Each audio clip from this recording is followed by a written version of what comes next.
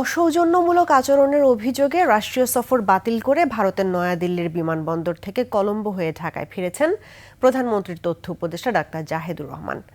সোমবার সকাল 11:30টার দিকে হজরত শাহজালাল আন্তর্জাতিক বিমানবন্দরে পৌঁছান তিনি। ইন্ডিয়ান ওশেন রিম অ্যাসোসিয়েশন সম্মেলনে যোগ দিতে ঢাকা থেকে দিল্লি গিয়েছিলেন প্রধানমন্ত্রীর তথ্য উপদেষ্টা ডাক্তার জাহেদুর রহমান।